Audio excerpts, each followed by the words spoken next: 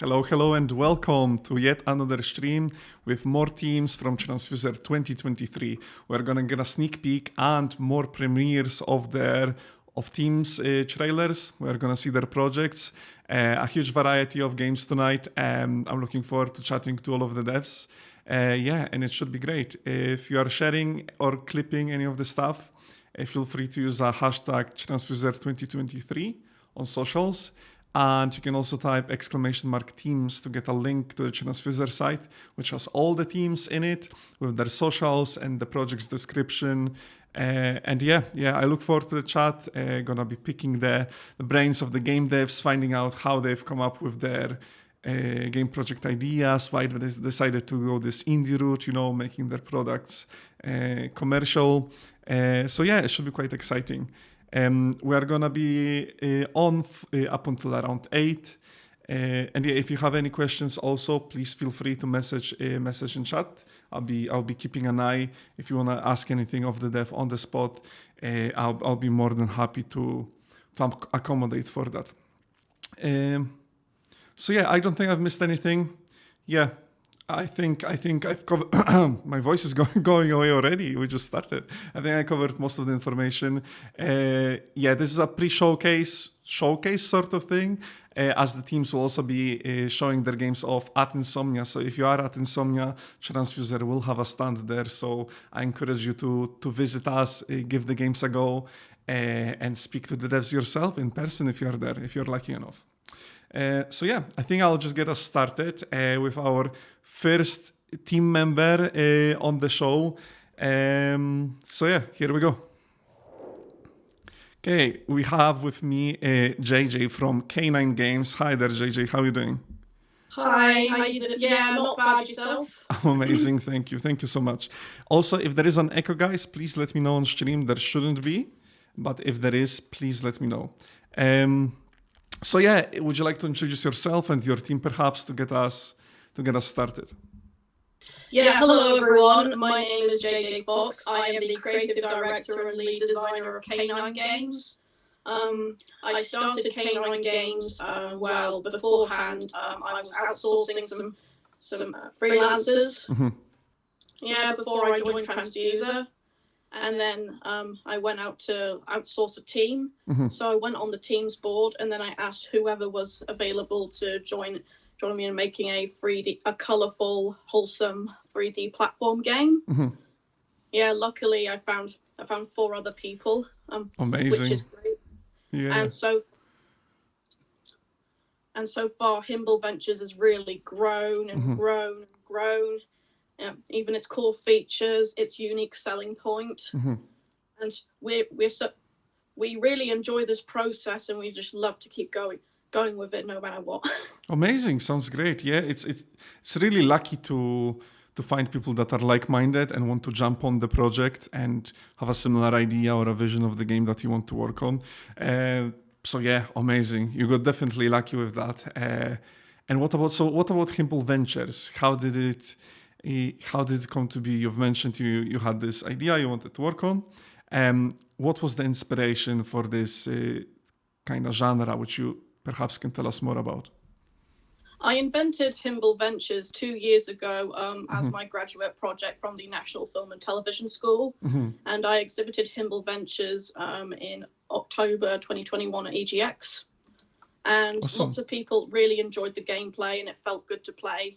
And as I've developed it for more than 6 months, it's really grown as a passionate, a project I am most passionate about and most proud of. Mm-hmm. So I wanted to take it further, and I have been prepping up the lore of it.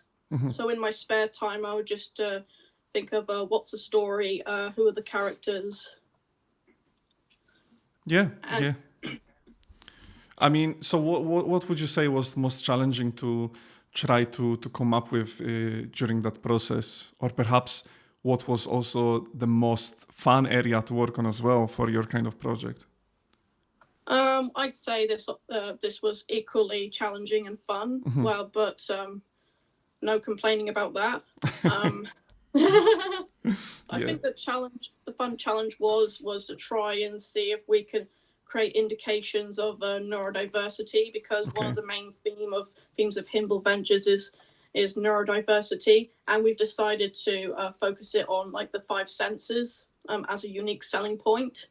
So me and a couple of other team members, we had a discussion together with some ideas of, okay, how are we going to portray neurodiversity? How do we tell players that Himble is neurodiverse? How do we? Yeah, and that's how we came up with the five sense bars. So instead of 1 health bar, there are 5 health bars for each sense. Oh wow, okay. Is it hard to balance around that with the game and how things affect the player in a sense, you know? It's all about getting used to. Okay. So you've got different enemies that are tailored to damaging a specific sense. So you've got those green spider flowers that emit sound waves to affect hearing, and another spider that spits pollen to affect your sense of smell. And if one of them goes out, we want there to be like a mini game scenario, but we haven't put that in yet. Okay, so you're planning to expand in that area. Yeah, it's really interesting. We even had a comment in chat that someone said it's great to see a game about neurodiversity. They enjoyed the demo and they wish you best of luck, JJ. So there we go. Some support coming in chat. Thank you for that. Thank you for engaging. Yeah, to me it's interesting as well to see, and I'm looking forward to finding out how did you say 5 different health bars essentially in the game? Yeah, that's right. Yeah, it's really interesting to me how they are gonna work and how kind of juggling those, I feel like, is a neat mini game. Yeah, I feel like it's also a challenge to develop around that as well, because like you said, you had different enemies, they affect different health bar as well. Whereas in some other games, you know, you have, whether it's a health bar or you have your player hearts, whatever happens, it always affects 1 resource, and you have 5 of those. So it's quite the scope, yeah. Yeah, and we are testing that mechanic over and over again. We've had a bit of flaws, like once we collect fruit, like it's supposed to be a collectathon game, where the main aspect is going around, exploring the environment and collecting objects. But why is the taste bar depleting when Himble is collecting a fruit? Like, why are we told to collect fruit when the taste bar goes down? And it seemed a bit misleading. So we wanted to change that. So if you collect the taste bars, then it won't affect the taste bar at all. If we thought we'll just make like a rotten fruit that'll just affect the sense of taste, so have some like taste affecting hazards. And the normal fruit in general would just recharge your other sense bars just a little. I see. Yeah, that's really interesting. I mean, it adds so much depth, I feel like, once you really start breaking down each and one of those 5 health bars. Yeah, it's a lot to juggle. Almost like as humans, we have all of those at all times and even more, and we have to juggle that. But so to see that kind of in game, yeah, it's interesting. It's cool. Yeah, definitely looking forward to it. In terms of... sorry, go on. No, go on. I did want to make the game pretty feel like human. Like that's through the narrative and through the gameplay. Yeah, awesome. Yeah, that's great to hear. Yeah. I'm curious to play it, and we'll get to see the trailer fairly soon. We got a comment in chat. You are getting plenty of support, JJ. People are raving about the Himble Ventures in chat. Yeah, they are saying where Humble Ventures goes. Someone's asking, how did you come up with your studio name? Canine Games. So first thing, I love dogs. Nice. And second, we're gonna have burnouts. We will have mental health burnouts. So a type of therapy would be just to watch videos of dogs, or if you have dogs, spend time with them as much as possible. Yeah, just and the sleeping dog in the middle is it's an embodiment of one of us. After we mess up our sleeping patterns, it's kind of common for us game devs to mess up our sleeping patterns and be a bit insomniac. So that could be one of us in the middle. Yeah, definitely. I don't encourage that at all. Please please look out for yourself. Get sleep. Get enough sleep, and schedule Please your work. watch dog videos. And apparently watching dog videos helps as well. So there we go. Who doesn't love dogs? Great answer in the chat. There we go. Yeah. And as a team in Tranzfuser, how did Tranzfuser help you evolve into a team that is trying to, ship a game and actually make it commercial? It feels like for all those tasks, those fun tasks, and the Game Biz Academy sessions, it's really given us a lot of motivation just to really build our business up. Yeah, I wouldn't have motivated myself in any other way. So I learned so much about what it takes to run a business, like managing who gets what rights and managing our time better. Yeah. Ways of promotion, ways of marketing, ways in getting a publisher. Like we got given a free toolkit of everything we need to know, and yeah, that's helped us grow. Yeah, that's amazing. Really great to hear. I'm personally really happy to hear from you as well that you are aware of how much resource there is, and it's just a matter of utilizing it essentially. So yeah, really, really nice. Awesome. Okay, as we are coming up to a close of our 10-minute chit chat, what's like the last few bits of info you want to get out to the public, or if you want to say hello to the chat who's had your back throughout the whole thing? It seems, a lot of supporters in the chat. Yeah, has anyone got any more questions? Actually, go for it, guys. Any more questions? Bring it on. While we are waiting for any questions, why don't you give us a brief reintroduction to Himble Ventures? Hi, I'm Himble. I think you should really play Himble Ventures because it's a lot of fun. You get to explore environments, you get to collect fruit. Oh, and you can even record creatures in a journal. Isn't that cool? But watch out for my 5 sense vitals, though. I just did the voice for you. There we go. Immersion. Okay, we have a question. What is the biggest challenge so far with creating the game? I think the biggest challenge is you've got your biggest ideas. You're hyper fixated on this idea, and you've got to don't be afraid to communicate it with your colleagues. Yeah. And sometimes you have this big vision, but you've also got to agree with what your colleagues say. I'm very open and valid to what everyone on Canine Games thinks.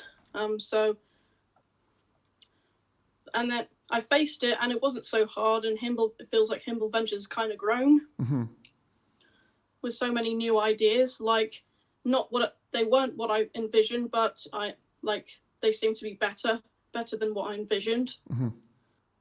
Awesome. Yeah, really good to hear. Okay, we'll do this one more question, and then we'll have to move on to the trailer. What are you currently working on, if you can say? Currently working on Himble Ventures. There is a new level to the Himble Ventures game. Unlike the demo that's already out on Steam and itch, this one's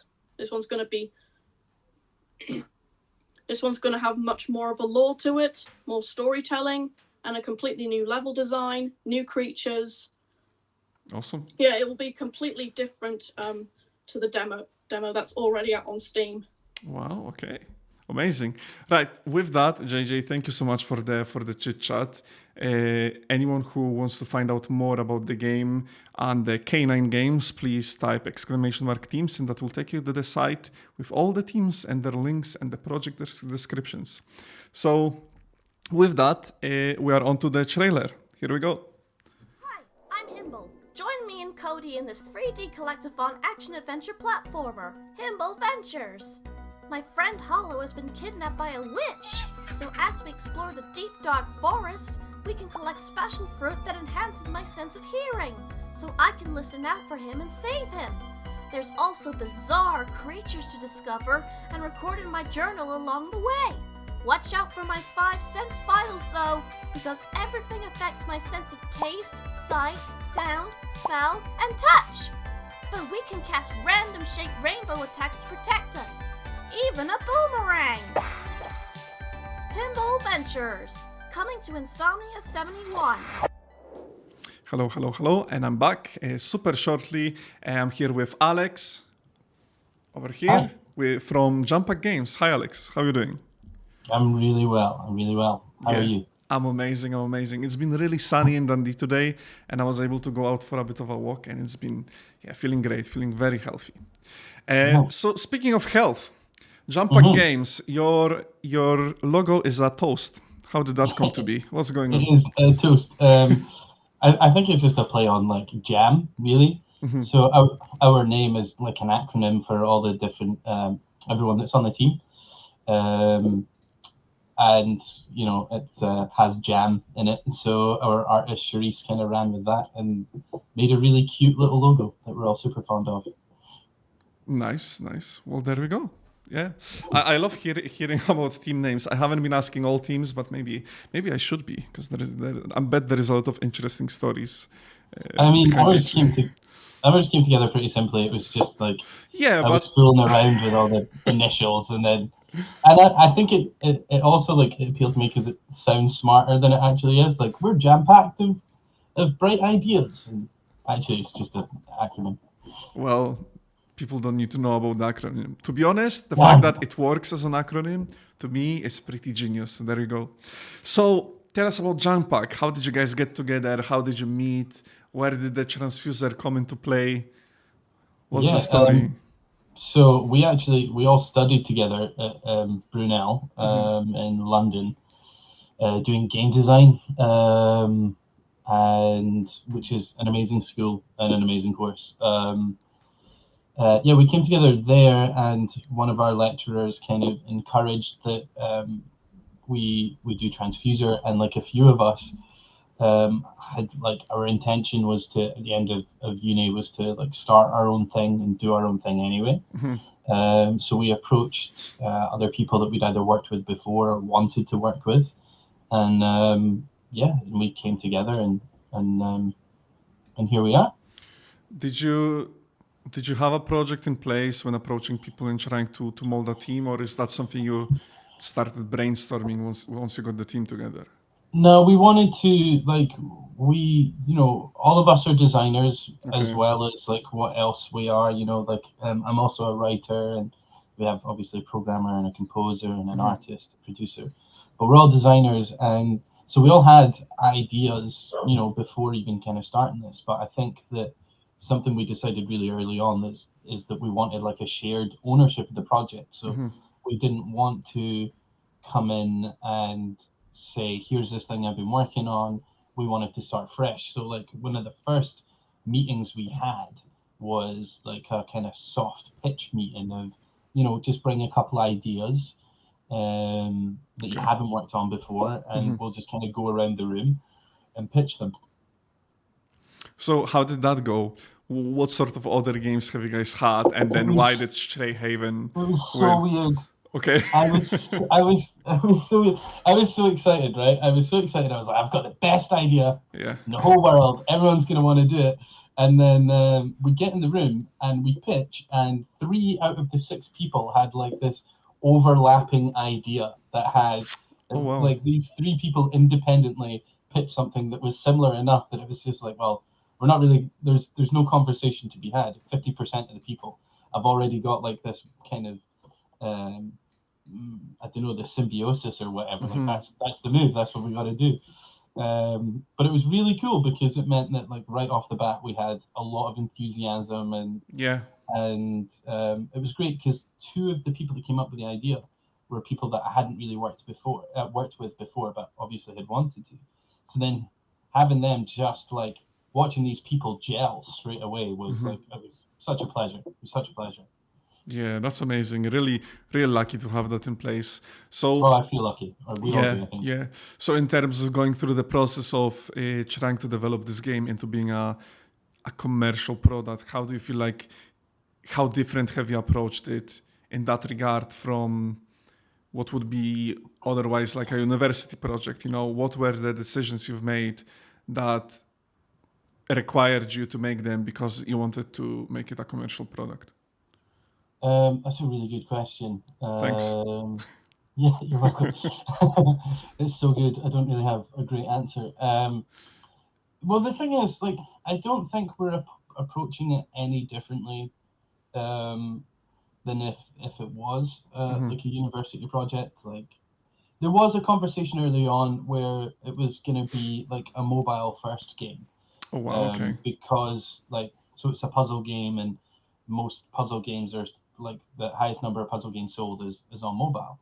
So that's kind of where we started, and but then other than that, and it's not mobile first anymore. But other than that, there wasn't really anything that was kind of anything in the development process that was defined by like, this has to be something with like a commercial success. I think we are really lucky in that we just believe in ourselves enough, and in fact, more importantly, believe in the project enough, so That's good.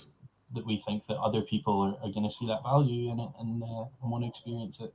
Okay, so Stray Heaven, what is the project? What's the game about?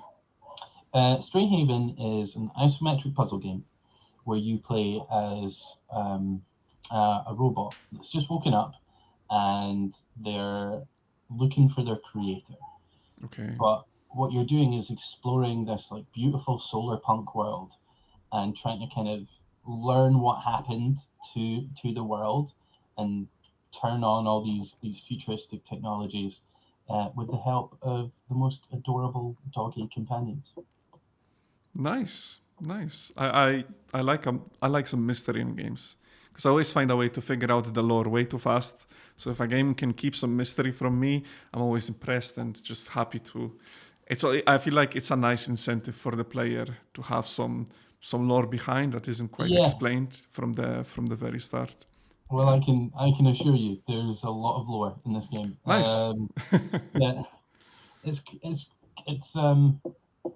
it's cool to try and.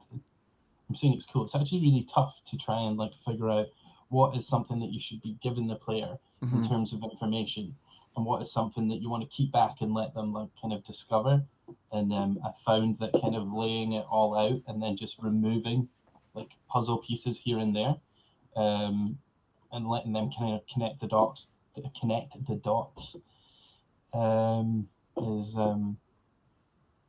is hopefully a really good way to do it. We'll find out when people play the game. Yeah, exactly right. But so essentially, you're backwards engineering a puzzle. Is that what you're saying? That's kind of what I understood from it. So you create a solution, and then you just remove the solution and leave half of it in. Yeah, at least in terms of the story stuff. The actual puzzles themselves, like our lead designer MJ has, like, both him and our programmer Jack have been working so hard to make these puzzles and put them in this kind of this beautiful world and incorporate all of the lore and the technologies that we've been like coming up with. Those guys have everyone's been working really hard, but those guys kind of they're the leads on those puzzles, and I think they've done an incredible job. Yeah, and in terms of that balance of leading and working on the project, how did you guys find the teamwork throughout the Tranzfuser program? How did you guys manage to adapt to the workload? Honestly, we're all pretty used to working a lot anyway. Because like we just graduated, so we've all just finished our final year of uni, which was a lot of work. But it feels different. It certainly feels different because it's a different mentality, and you're not kind of jumping between all these different things like you would at uni. Is you have this one module or one assessment this week. So we're a lot more focused on just like one project. Yeah. It's been fun though. We have like our producer Philip. He's done a great job at keeping everybody organized and focused on their little parts, or not their little parts, but their kind of parts to play. And we're a really supportive team. We're really good at kind of listening to each other and making sure everyone's all right and kind of doing okay with the workload. And we have meetings every day and checking up on one another. It feels like a team. It feels like a really solid team. Yeah, amazing. And do you feel like, because you're trying to commercial, does that, the higher stakes, does that change how you might conduct meetings, how often you meet, or do you reckon you are just keeping up with how you guys done it in university? Honestly, so we worked on, three of us on the team worked on a project previously called Songwood, and that was for Octopus 8, which is like a studio run by a couple of the lecturers from our school. And what that is like a course. Over the course of the summer, you get to build your own game, and we did that in the summer last year. And I think our producer Philip, he's brought over a lot of the stuff, a lot of the kind of workflow and things and organization that we used for that. So at least for the folks that did Octopus 8 last year, like it feels quite similar to what we did. So it doesn't feel like we've had to change our methodologies because we're looking at like a commercial release. It just feels like, business as usual. It worked for us last time, so we didn't want to rock the boat too much. Obviously, you make changes and amendments when you have new people coming in that you haven't worked with before, and you have to kind of figure out what works well for them and how they want to work. But that's something we thought about really early on, was like value, like what are our team values and how do we incorporate that every day, and that helped us, with Philip's foundation and then taking these team values. It's really good. It's really good. Very pleased with the team. Sounds good. How we work. That's great. Yeah, I'm happy for you, Alex. I'm glad you've had the experience and were able to just stick with it, rinse, repeat, as you said, another day in the office sort of thing. People are saying in chat that they love the game with a deeper hidden lore that comes out through play. Someone also said that it sounds super interesting, that they're definitely going to give it a shot. And as I've just said, that it's someone said that it's good to hear you were able to bring a lot of the workflow experience you've had into this as well. Also, another thing, we are out of time. that's our time. The time flew by. Honestly, I think it was a nice, informative chat with you, Alex. So now onto any hellos, goodbyes to the chat, and then if you want to introduce your games, Stray Heaven, and we are gonna showcase. We are actually gonna premiere. That's something I feel like that I don't say enough. These are premieres of these videos. So yeah, if you're here, you get to see it first. Yeah. So yeah, go on. Floor is yours. Sorry, what am I doing? Introducing the trailer? Up to you. Yeah, just you can introduce the trailer. Yeah, let's go. Yeah, cool. We worked really hard on it. I hope you enjoy it. We're really pleased. Also, thanks for coming by and listening to us, and thanks for having me on this chat. I really appreciate it. Yeah. Okay. Thank you, Alex. And here is Stray Heaven. Enjoy, guys.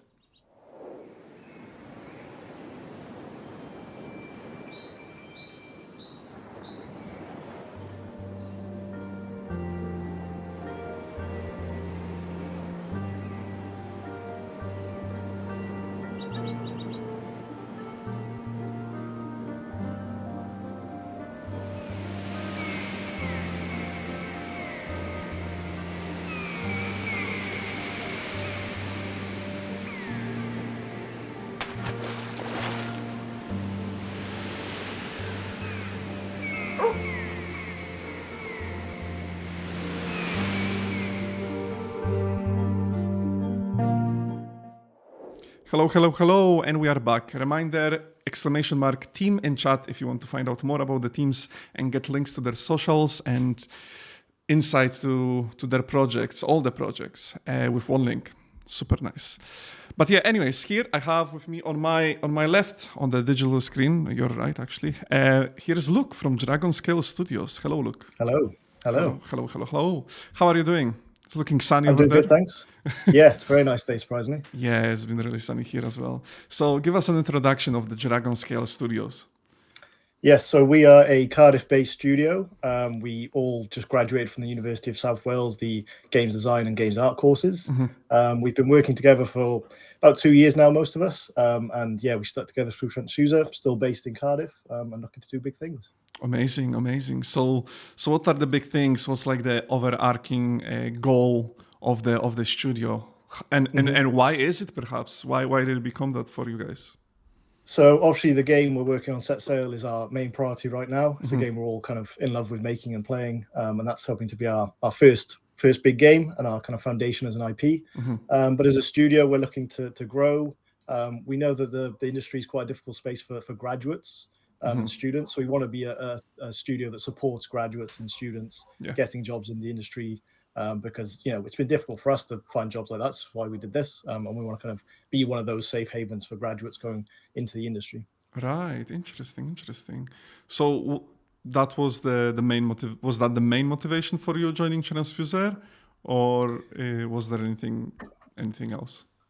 Yeah, I mean, we were shown Tranzfuser through our third year as a good way for people looking to start their own setup studio. And as someone who knew I wanted to do that for a while, it was a natural fit and seemed like a good stepping stone for us to build as a studio, because obviously it's hard to get into the industry as just a developer, but then to start a business of any kind is kind of hard on your own. So knowing Tranzfuser was here to help us in that first step straight after finishing uni, it was kind of an obvious fit.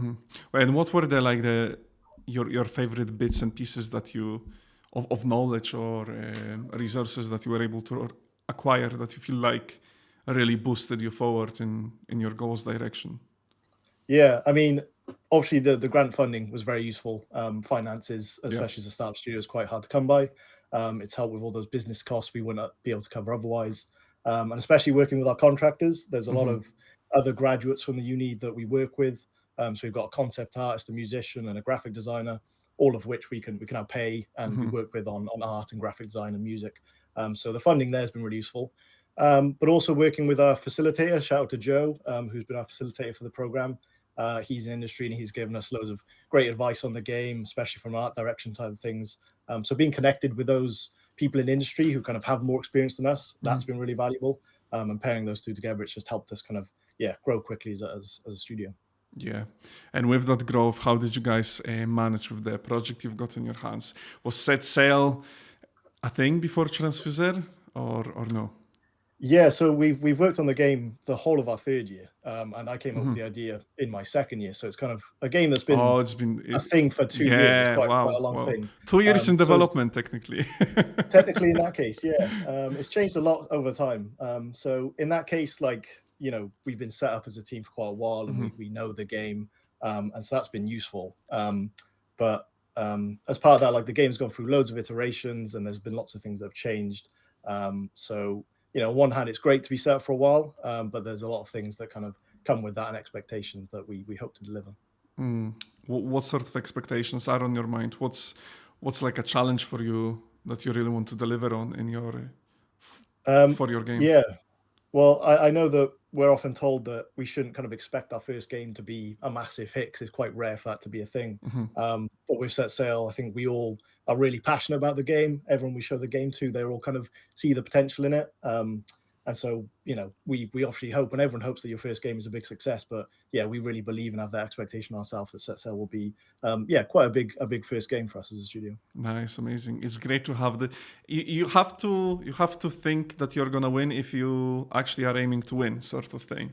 Exactly. Whatever it might be. So tell us about Set Sail. What's the game about? What's the USP that, as you're saying, you think is gonna propel it to the heights of Steam, etc., to the top charts?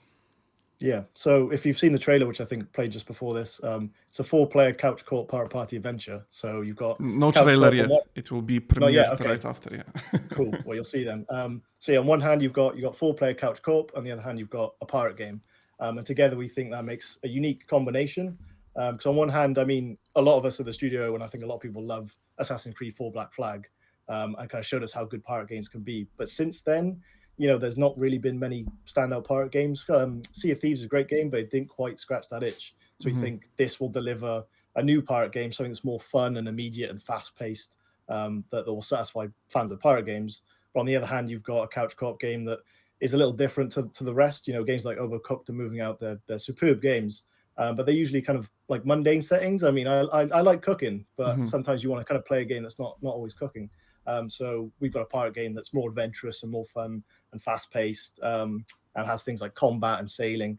So on both sides, it's offering a game for those who want a new co-op game, who want a new pirate game, but it's still different in both regards, and combines for something really kind of unique, we think. So as an upcoming team, how are you tackling the scope of that to ensure that you can actually deliver in all areas that you are promising? Yeah, so team balance was always a big important thing. When, you know, we knew we had 6 people to go into Tranzfuser with.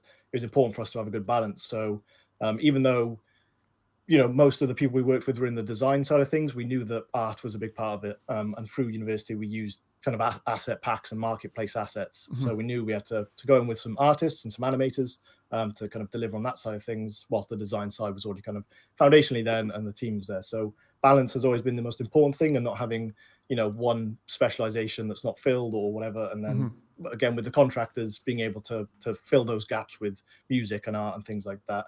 That's been really useful. So I think team balance has been the most important thing in helping us deliver this. Amazing. Yeah. And going forward, do you feel like you have everyone you need, or are you hoping to further expand to cover areas which you feel like further are required to complete the development and increase the scope? I'd say the core team we've got is absolutely amazing. Everyone on the team has done amazing work, and nice. yeah, if you see the trailer in the game, it's perfect. Obviously, you know, contractors will always help to fill certain roles, and there's a lot of the business side of things that, you know, marketing we never really learned in university. So things like that is useful to cover. But I'd say as a game design team, yeah, we're really well set up. Amazing. What's your favorite part of your game at the moment? It's definitely those little details and those little unexpected player interactions. I mean, as soon as we put Chaos. an explosive barrel, yeah, chaos, exactly. As soon as we put an explosive barrel in the game, it turns it up to 11, and players are throwing barrels at each other and killing each other, and that's so much fun. But those little things like firing yourself out of a cannon, throwing a chest at a parrot and it explodes, the little things that, you know, only happen when you're in a team with friends, playing together as friends, and you kind of mess around in that sandbox. And so I think that adds just, so much fun and chaos to an already great game. Nice. We got a question in the chat. What pirate media inspired the game? So it's firstly Assassin's Creed 4 Black Flag. I mean, it's one of my favorite games of all time, let alone favorite pirate game. So that was an easy bouncing off point. But of course, Pirates of the Caribbean as well. The romantic view of pirates with those kind of mythic elements. It's one I love a lot. Shout out to Black Sails as well, which is a TV show. If you've seen, that's more like the kind of realistic side of the pirate history. But I think just in terms of, all those things together, the pirate setting and history is really interesting. And there's so much freedom to move around. You know, you can do the realistic parts with the historical characters who are interesting, or you can dive into the, mythical side of it with skeletons and all these weird ghouls and stuff. So I think it's, there's a lot of different media that played into this for sure. Yeah, so that's quite a lot. Is that, was there like each team member bringing something in, to spice up the theme, to change it up? Or did you guys all kind of decide on what sort of inspirations you're taking forward, and this is it? Yeah, I mean, one of our team members, he absolutely loves Sea of Thieves. He's played a lot of that, so that came into it. Originally, one of our team members pitched it to be more of a sci-fi version of the game, like a kind of robot pirate thing, which is quite a cool idea. And if we ever get to a sequel, there's that possibility. Yeah. But yeah, like I think everyone's on board with the vision and that kind of light-hearted, comedic, romantic side of the pirate setting. But everyone, all the inspirations, they come in with ideas from different games and research, because we all play different types of games and watch different types of films. I think pulling those inspirations in really helps to expand the game. Do you think it's easier or harder to develop because you play different kind of games? I'd say easier. I mean, people have ideas that, there's things I would never think of from a game that I've never played, but you Okay. think, oh, that would actually fit really, really well. So, my mind's always on the games I've played, but then you think, oh, this other game, which is maybe completely unrelated to our game, things like Call of Duty has been referenced recently. You'd never think to look at that game as inspiration, but because someone on our team plays it, there's a feature in there that really works well. So I think expanding your net quite wide, obviously not taking every idea from every game and making a mishmash, but yeah, casting it wide and seeing everything for inspiration is really valuable. Yeah, nice, awesome. Speaking of casting nets, will you be able to fish in set sail? It's not a feature at the moment, but Yet. I'm sure there will be a level or a stage that will involve fishing, because we've got to have something like that for sure. Yeah. Nice, awesome. Right, as we are, coming to a close, as the time up, you can introduce Set Sail again and say hello to anyone you want to say hello to. So yeah, hello to anyone on the team. I know Ethan's watching. Maybe someone else on the team is watching. I hope they are. I hope so. No pressure, but yeah, if you're about to see the trailer now, that should give you everything you need to know. But if you're looking for a great couch co-op pirate game, Set Sail is one for you. Amazing. And with that, onto the trailer.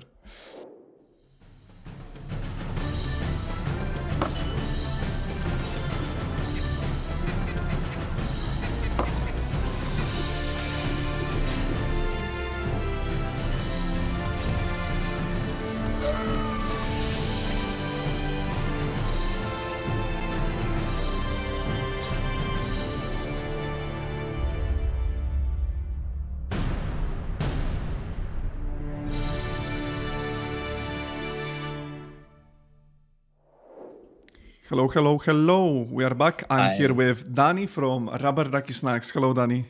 Hi there. How you doing? I'm doing amazing, yeah. We've had quite a few teams. We are almost coming to the middle of tonight's show. And yeah, tell us a bit about yourself and give us an introduction to the Rubber Ducky Snacks. Maybe you can tell us where the name comes from as well. Oh God. So one at a time. Sorry, I kind of threw like 3 questions at you. Yeah. So our team is originated out of Portsmouth University. We were all working on a large team-based project together, and we thought we'd make a game after.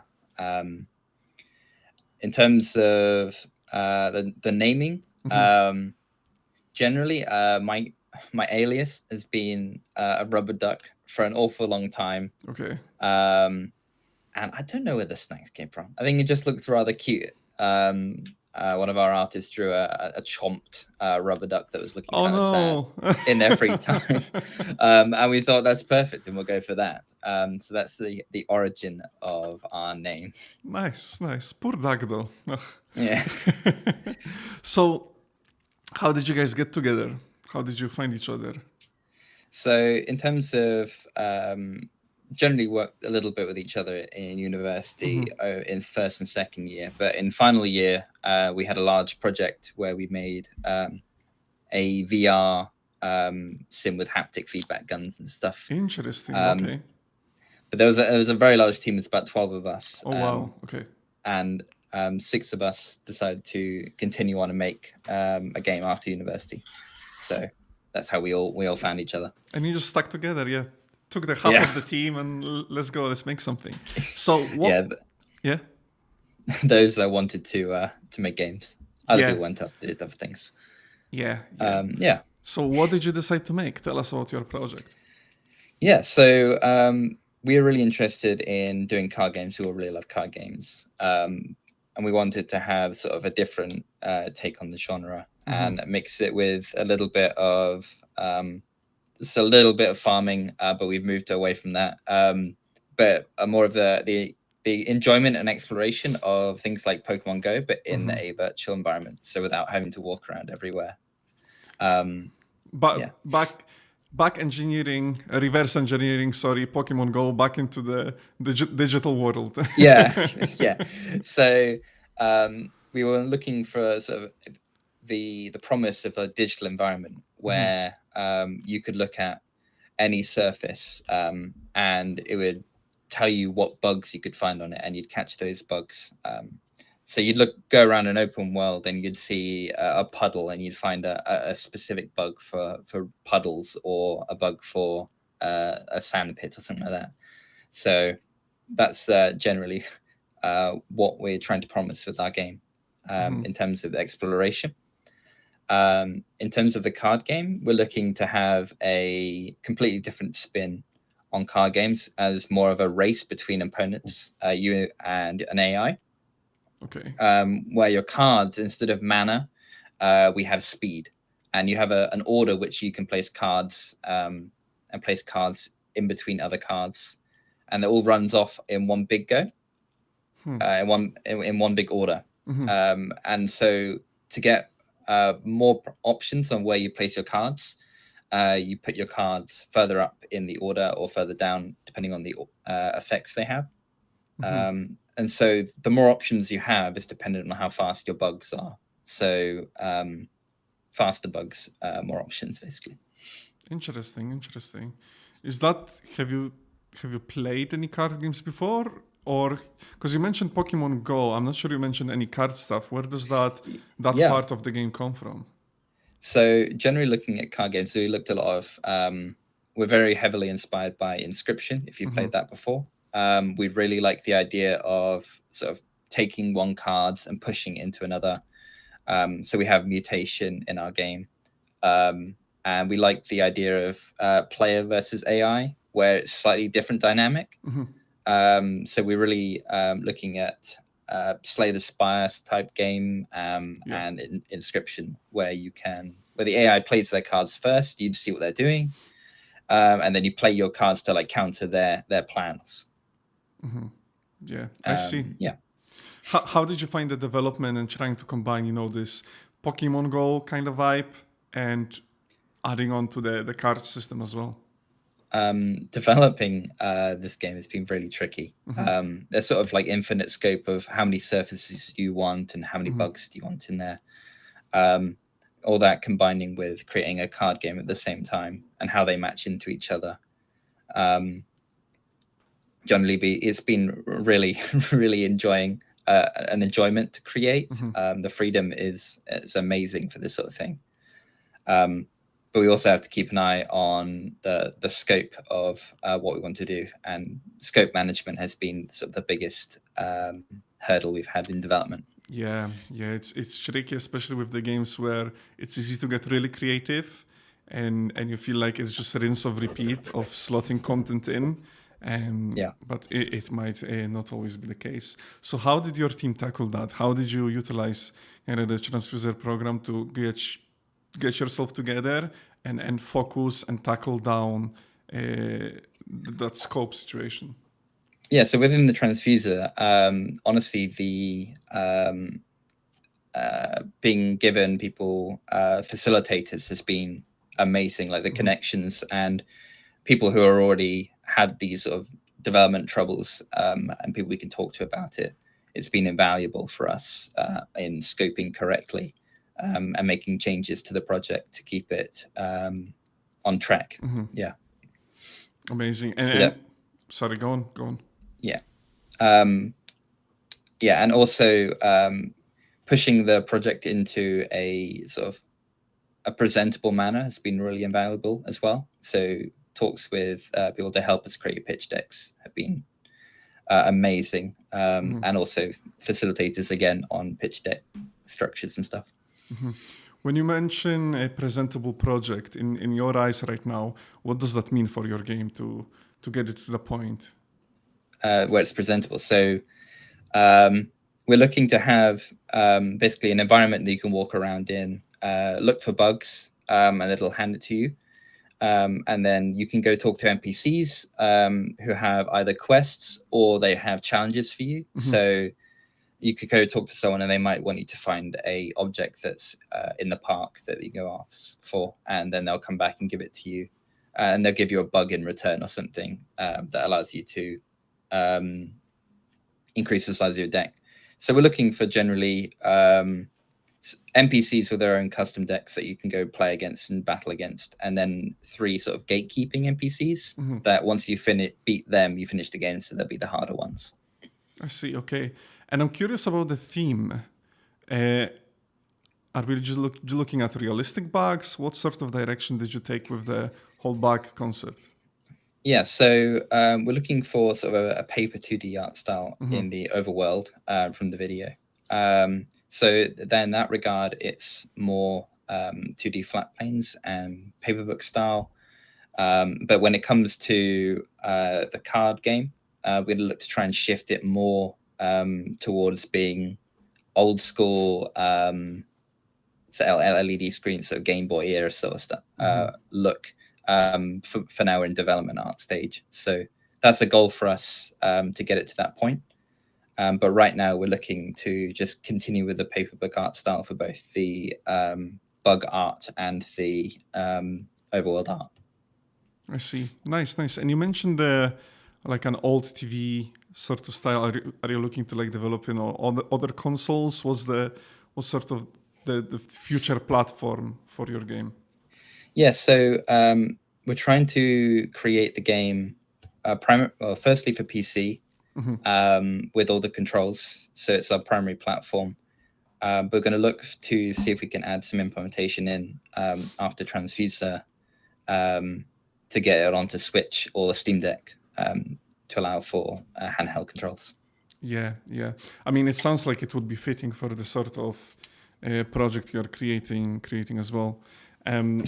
Is that something you're keeping in mind when working on the game scope and how it plays on the PC currently? Yeah, we're trying to get optimization currently to a point where it's playable on PC, but we're keeping in mind sort of poly counts and keeping everything a little low poly, so we can try and get it into handhelds when we have the time. That's smart. Yeah, definitely. I mean, I hope it's gonna do well. It's interesting to see the mix of Pokemon Go with a card game. I feel like anytime two genres try to come together, it always creates something wacky but really interesting because it's two usually separate genres, right? And when you merge it together, it's like, might be something interesting. So that's nice. Right, we are running short on time, so we're gonna be slowly wrapping it up.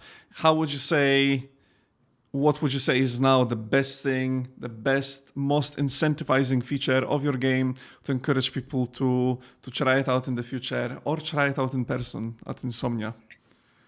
So definitely inside of our card game, we have the ability to mutate bugs. So you could take the head off an ant and put it on a wasp. Oh my God. And it will give you a new set of cards to play with. So your bugs define what deck you have. So definitely experiment with mutating your bugs together to make brand new decks to try out. Yeah, we were just speaking about merging genres, but I didn't expect the bugs' heads coming off now and creating different cards. That is badass, brutal but badass. Yeah, and you would think it's all gonna be cute and all, but here we go. We're going for a strange mashup of cute bugs, but weird bug mashing together. It'd be an interesting collision of themes. We'll see how it goes. See, but that's like new, merging creatures to create cards. Interesting. Yeah. Right, with that, if you want to greet anyone, this is your chance. If not, we'll go on to the trailer. I just hope to see you all at Insomnia. That'd be great. There we go. If you are there, check out the Rubber Ducky Snacks under game. Okay, here is the trailer, guys. Enjoy.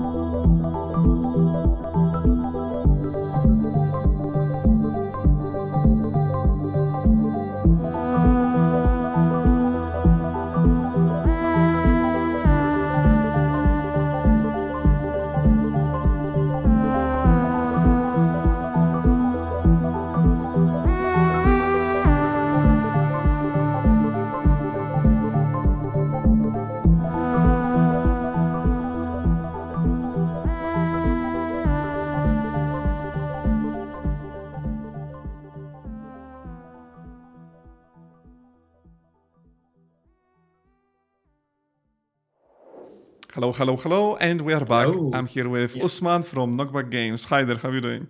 Yeah, how are you doing as well? Yeah, we're great as well. Yeah, I'm doing amazing. So, tell us about Knockback Games. Who are you guys? How did you come together? Yeah. So right now there's only 3 of us working full time. We started in our third year university project about a year ago. Actually slightly over a year. We've actually worked together for like 3 years total at our university, so we actually understood each other's skills. And then we assigned roles. So under more tech lead style and team management, we have a level designer and we have a generalist. So we're actually wearing many hats because there's just 3 of us. But yeah. So how are you making up for the for lack of larger team? What do you think are the benefits, like some merits and demerits of that? Yeah. So with regards to art, so our level designer does the artwork for the level assets. But with regards to the characters, they actually just placeholder assets, and we're actually contracting it currently. So we're hoping to because our long-term monetization strategy is more of like a Fortnite season pass with your skins, which you can change. I forgot to mention, it's a multiplayer game where it's based on 2 teams. So there's humans and there's the Sins. It's a social deduction physics game with horror elements and stealth. So there's the human team. Think of it like Among Us or any other social deduction game where everyone's a human. They start off, then 1 or 2 people get chosen as the secret sin of the 7 deadly sins.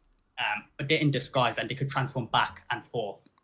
That's cool. And so we're modeling all these artworks and and all the animations. And so let's say the characters each have like unique abilities. So like Raph can climb, Greed can pick up items, steal items, and he gets stronger. He has like a bag on him. And then Sloth can grab people. And this is physics, all in multiplayer as well. So it's like we've got to optimize a lot of stuff. But yeah. Yeah, definitely. It's really the concept of adding on the sprinkle of like 7 Deadly Sins theme onto like a social deduction game, and it's 3D, right? Just in case anyone in the viewers doesn't know, it's 3D. Yeah, it's a 3D space. Yeah, with like a dark horror castle with all shadows everywhere. But yeah, we'll show that once we premiere your trailer soon on stream. Yeah. So. What did you guys play a lot of like social deduction games? What was the influence that made you wanna pursue this sort of game, Yeah. So the overall 4 genres are, number 1 is social deduction, number 2 is horror, then number 3 and 4 is physics and stealth. So we did get, so this was around like over a year ago. This was like at the end of COVID. And so because everyone was isolated, there was like a need for like a social element. I see. Which is why Among Us was popular back then. So we did get a lot of inspiration there, along with like Phasmophobia. Phasmophobia also popped off around then. We did like the party games like Mafia and Werewolf. So any social deduction. With regards to Dead by Daylight, that inspired us with the monsters, the 7 deadly sins. I see. With the unique abilities. And then I missed one. Phasmophobia with the horror element. Oh, you mentioned Phasmophobia, yeah. So there are quite a few, but it's interesting to see that you had a clear influence on the game you sort of want to create, and you know what worked, and you're just trying to get your own spin on things. So how do you think? Would you say the 7 Deadly Sins concept is what really differentiates it from other games in that space, or what would you say is something that grabs the player's attention? Yeah. In terms of thematically, yes, the 7 deadly sins. The 7 unique abilities as well, because they each have different abilities. Right. And one of the sins also has to figure out who the other sin is, and they're all in disguise, so they got to figure out. There's also the voice chat social element. So we've been working on this. We played a lot, over like 50 sessions, over 50 games, about like 20, 30 sessions. Oh, wow. And we're still not bored of it because of the social element. That's a good sign, the mechanics. It's very good, yeah. So we did start off with like, when we started in university, we first focused on like polishing the game loop. So this way we know it's fun in the long term. Yeah. We did start off like planning. We did want to take this very long term from the very start. It wasn't just like, we're just making a prototype for our university. We did actually want to monetize it and be sustainable. That's amazing. Really good. So is that where the Tranzfuser came in? Did you guys actually have to did you search for Tranzfuser, or did it appear and then you were like, let's do this? So our university, one of our teacher, Richard Herford, he actually recommended it to us.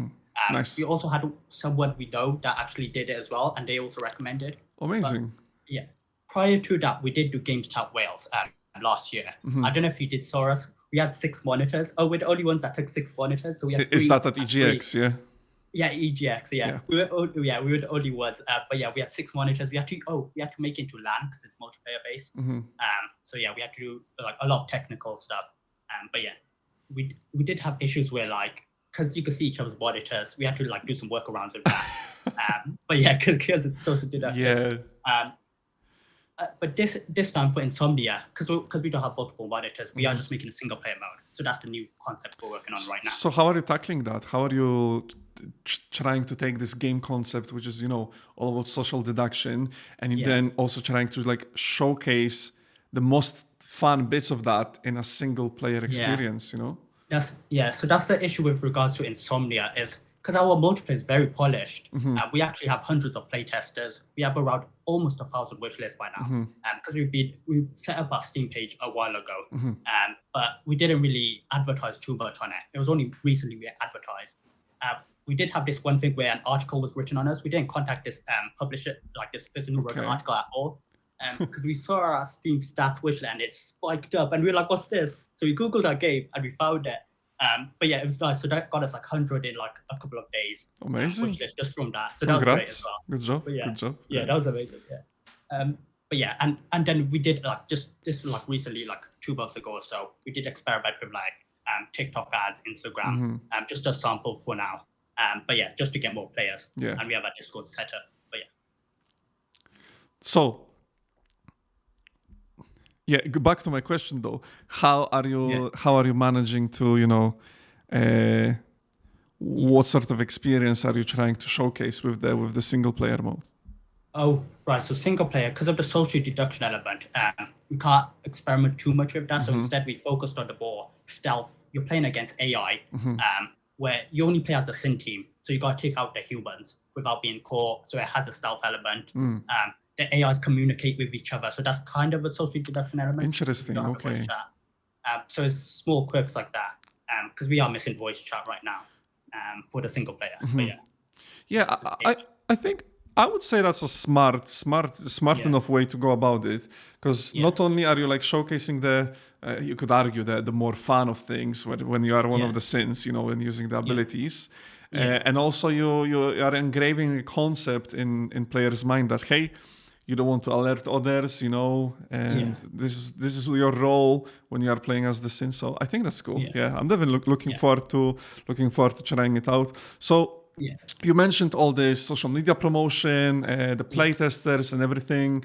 How do you feel like Tranzfuser contributed to sort of helping out in that regard? Yeah, so actually Tranzfuser, it was last month we actually participated in Steam Stealth Fest. It's it's an online event, which is seasonal. So it was a Stealth Fest event. So we actually released our demo then. That was the first time we released it. And actually Tranzfuser actually helped us work full time to get to there. So yeah, what's good about the Steam Stealth Fest? Oh, you have to actually apply for it directly. Because we're in the upcoming page for the Mystery Fest, which is like a couple of months ago. We didn't apply originally, but then the second time, we had to actually apply directly to Stealth Fest because they usually allow you to do one. So we applied again. This one's called a Stealth Fest. And yeah, that went great as well. We had people like sign up for it. Awesome. And then, we released our demo based on the Stealth Fest last month. But yeah. Amazing. Really good. Really good. So future-wise, I think we briefly touched on it, but what's like a goal? What are you hoping to achieve in the future as a studio and with the game? Yeah, so in terms of the game itself, because we've worked on it a long time, we actually want to publish first early access. That will get us more players as we polish it. Because the thing with multiplayer games, let's say if you expect it'll take you a couple of months, always just double it. Because multiplayer is always glitches. It might work on it works on your computer, but then you play with others and it's completely different, both like technically in terms of glitches, but like how players interact as well. You do get like trolls as well, so you got to factor that in. Trolls, like how do you manage that? Or on our Discord, if someone joins it and then starts trolling, you got to react fast. Have bots set up on your Discord. But yeah, that's the issue with multiplayer. But Yeah, I mean, you learn as you go with these things, right? Yeah. Okay, Usman, as we are running out of time, I'll give you a second to reintroduce the game if you want. Say any any last words before the trailer, and then we So hopefully you could play with us in Insomnia, but if not, you could search our game on Steam. It's called Sincognito. So it's Sin and then S, but then Incognito, how you spell Incognito. So Sincognito. So Sincognito is a social deduction horror physics game centered around the 7 deadly sins. Groups need to unravel the sin, compete using stealth, proximity chat, combat, betrayal, and mind games to defeat the opposition. Embrace the shadows as you immerse into the thrilling world of horrors and secrets. And amazing. And with that, onto the trailer. Thank you, Usman. Who killed number 4?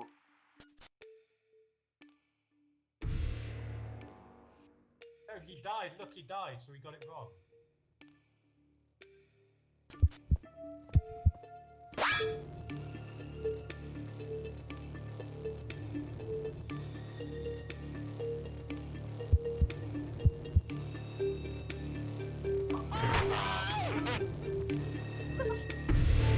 Is he going to try and close the gate? Oh, wait, will it?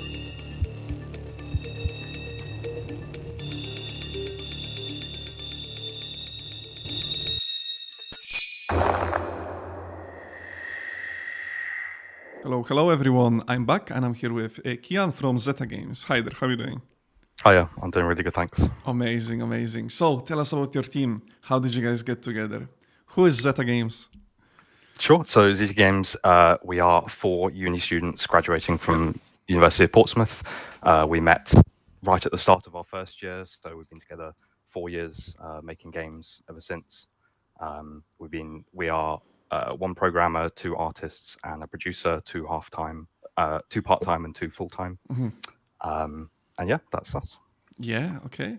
Did you guys have a project prior to coming to Tranzfuser, or did you make one as you were joining in? What was it like coming up with the idea? No, so we had our game Steambots. We made originally for a game jam run by Games Jobs Live in spring of 2022. So it was a week-long game jam. The theme of the game was, I believe, every life counts or something like that. So we kind of brainstormed the idea of you have multiple characters that you have to get them all to the end of the level. You have to save them all essentially. So that we made that game then. It did quite well. A lot of people seemed to enjoy it. Our uni showcased it at a few events like EGX and Guildhall Games Fest. They had it as a stand of here's a cool student game that you can play. And it seemed to be received quite well there. So when we decided to do Tranzfuser, that seemed like a very natural project to continue and kind of take further. Yeah. What made you want to pursue Tranzfuser then? I think it felt natural for us. Ever since kind of getting together at the start of uni, we'd be doing loads of game jams and uni projects together, and those are kind of small scale things. And we obviously heard about Tranzfuser, and it seemed like it would be perfect for us, like a really big project. We've always talked about continuing after uni, maybe starting an indie studio, because we just love making things together. I think our skill sets complement each other really well. So yeah, it just felt really natural to do. Yeah. And did you see a lot of promise in the projects once you started in the project, the Steambots, once you started getting that feedback at your first showcase? Yeah, I think so. I think the thing that struck me most was how intuitive it was. It's quite a simple concept. It's quite simple mechanics. The controls are quite simple. It's very, even people who aren't. We took it to a convention called Venture Fest South, which is our uni took. It's kind of more of an entrepreneurial thing. New businesses start there. So our uni took a few students who are interested in that side of things and had a table where you could showcase your product. So we took our game jam game, Steambots. And so that was, very few people there were gamers, and even people who've never held a controller in their life, they could pick up the game and understand what was going on and move about and knew what mechanics to use for what puzzles. And so I think that was the start of something that's like, okay, this is really cool. It's, we've got this really simple idea here, but it should translate into something that's really accessible. Yeah, so that's interesting. Was that intentional to make it so intuitive, or was it just how you felt? It just felt right to make things this way, and they turned out to be ideal for the audience. Yeah, I think it started off kind of almost as a necessity for the game jam. It's very intense, very short time. Yeah.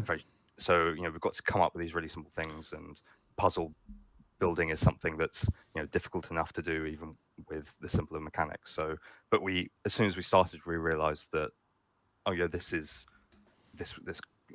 really works really well. It works really intuitively. It's conducive to our target. To the kind of games we want to make as a studio as well. We've talked about that as one of the main things we talked about a lot since transitioning from uni to an indie studio is how do we want to brand our studio? What kind of games do we want to make? And we want to make cozy, co-op, simple, like accessible, casual games.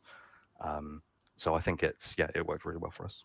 Awesome. And throughout Tranzfuser, how did your team and the project evolved?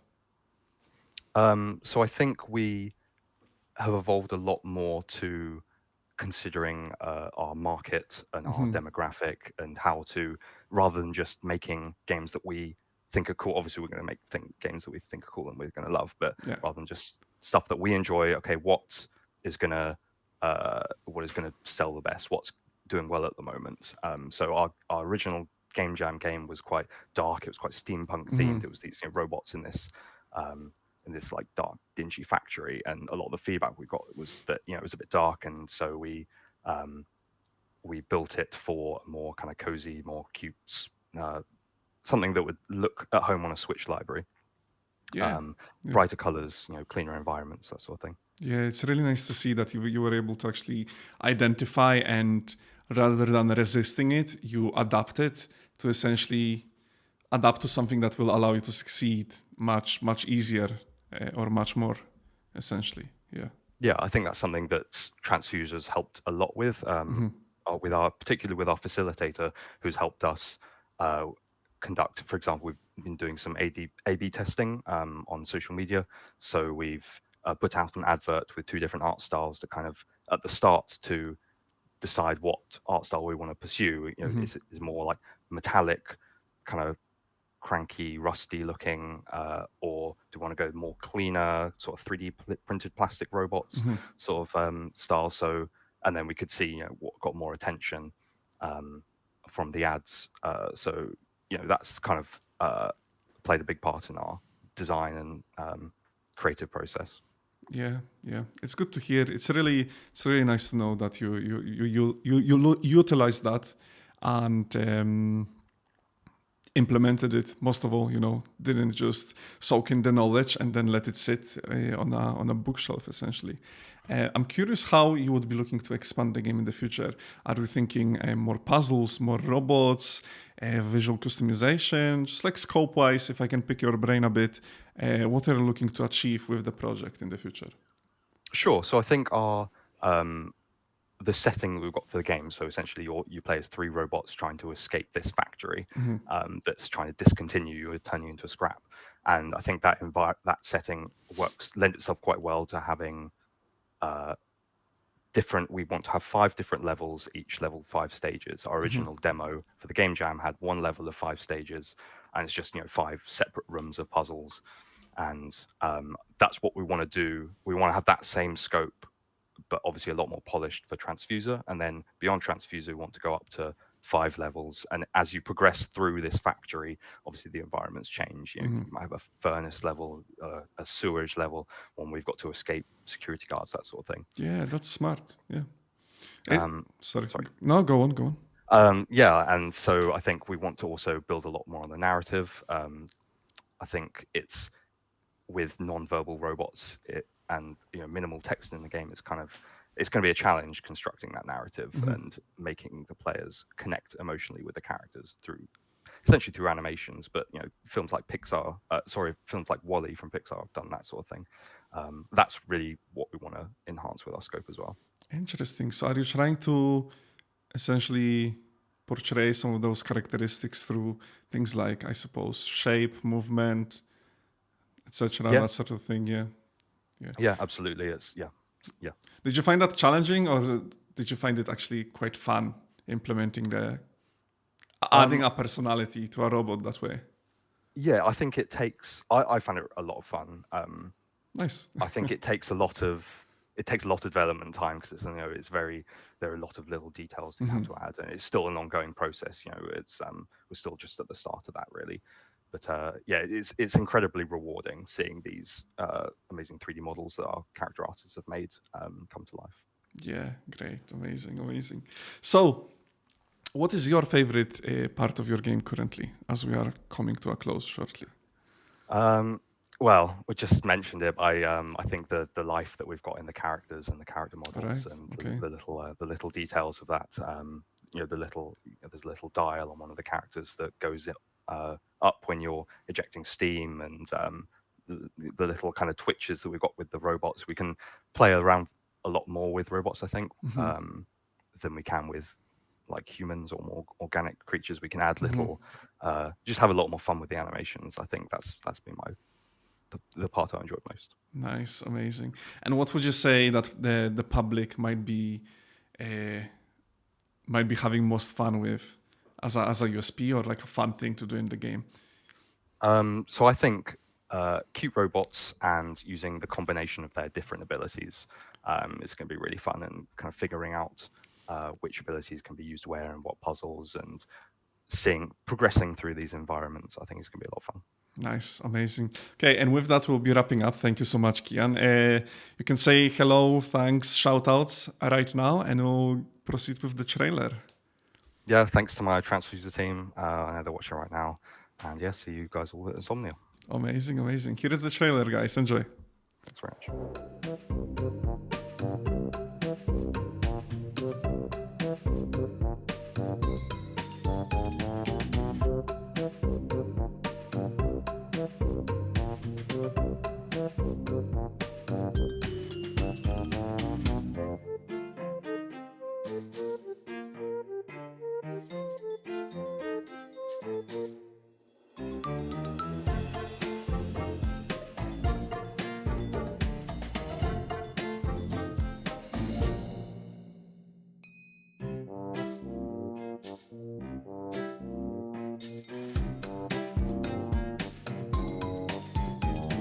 Hi guys, and welcome back. Quick reminder before we begin, !team in chat if you want to browse through all of the teams and their project descriptions and get their socials.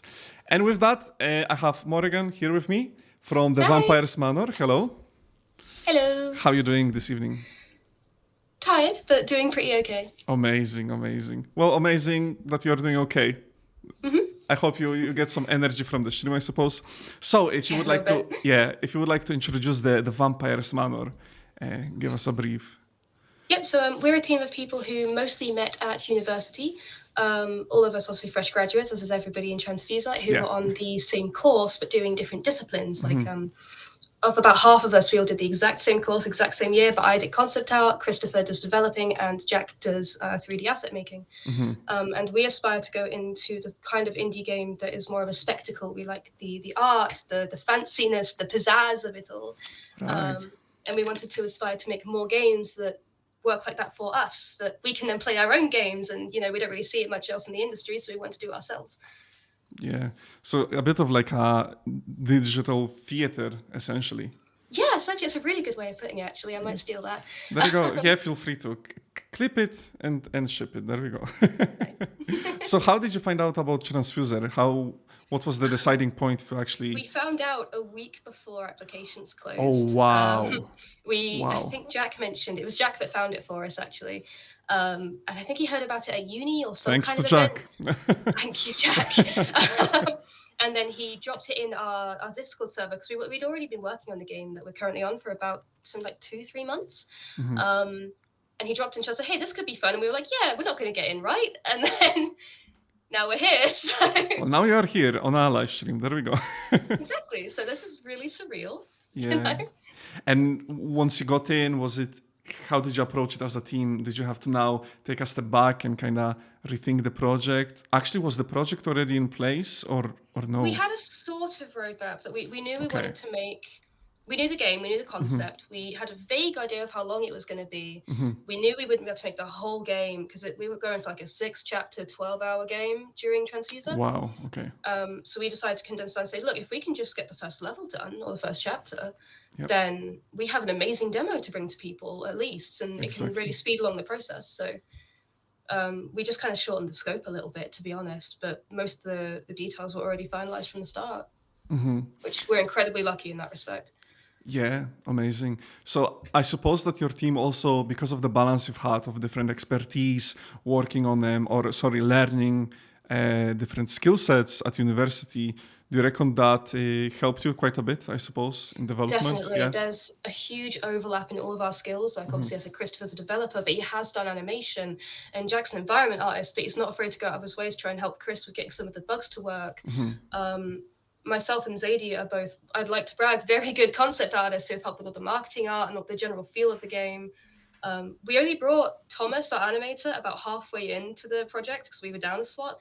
And my man has been grinding, he has been putting in the work, and he has made the entire game like come to life. And then Jess, our creature character maker, has also been helping here and there with the environment and figuring out the puzzle. And everyone's just really flourished in all sorts of different skills instead of just the ones that we were taught, and it's amazing to see. Yeah, that's great. Is that something that happened for you naturally, or did you actually have to? Yeah, kind of. Okay.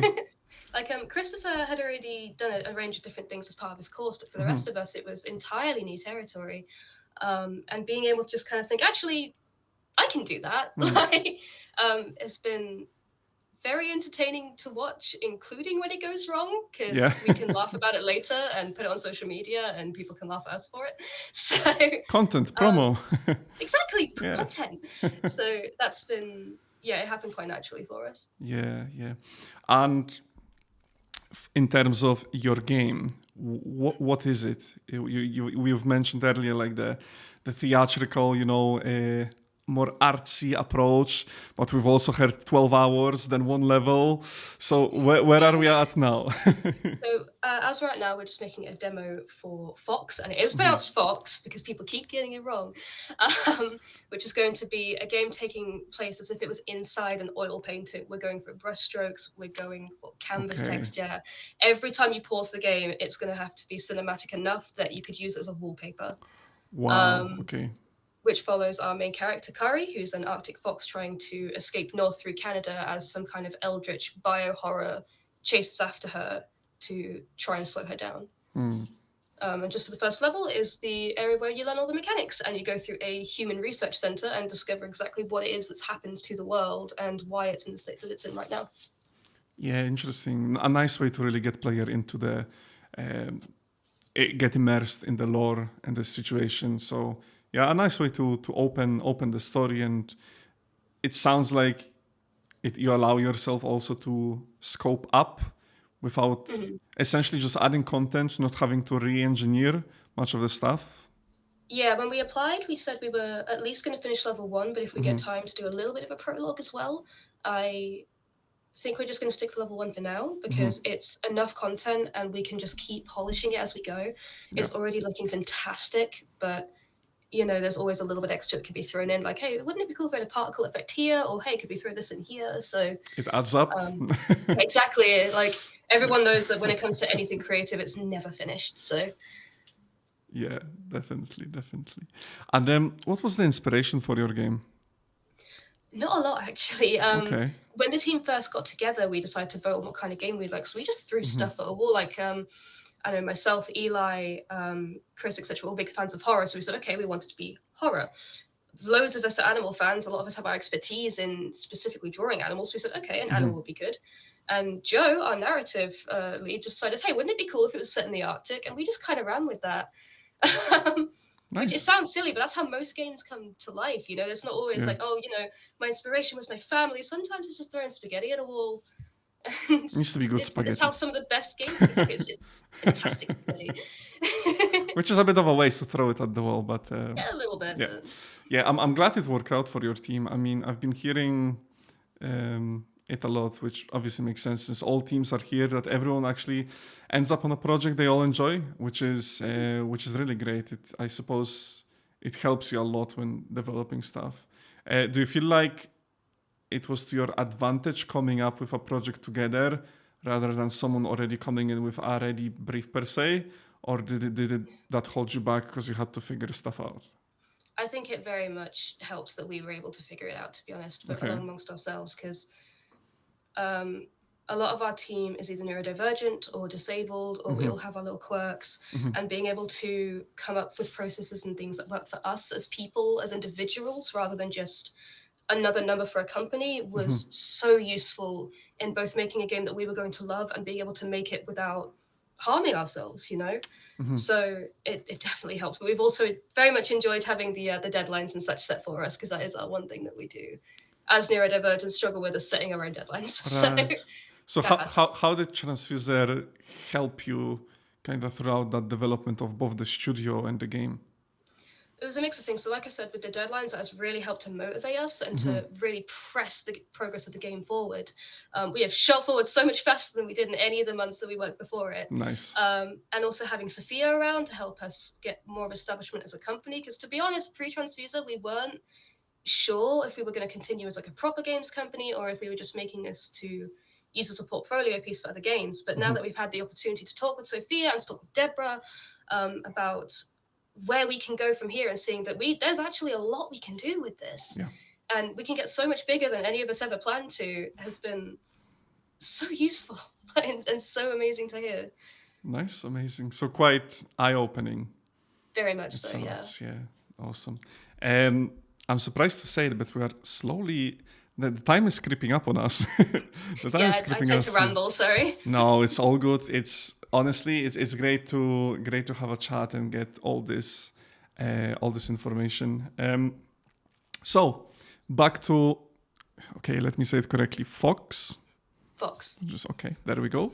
So back to Fox. If you can reintroduce the game, and then you can of course give any shout outs to your fans, to the game fans in chat. There is some people, I think here for TVM, definitely. Nice. Okay, so Fox is a game taking place in a Baroque oil-painted inspired world where you play as Curry, an Arctic fox fleeing north through the depths of Canada to escape her home, which is being overtaken by an eldritch bio-horror force. She must find out where this force has come from and how potentially to stop it, while also keeping herself and her family safe. Amazing. Thank you so much. And with that, you can tell I've got that scripted, haven't you? But it was perfect though. Okay, and with that, onto the trailer. Thank you, guys.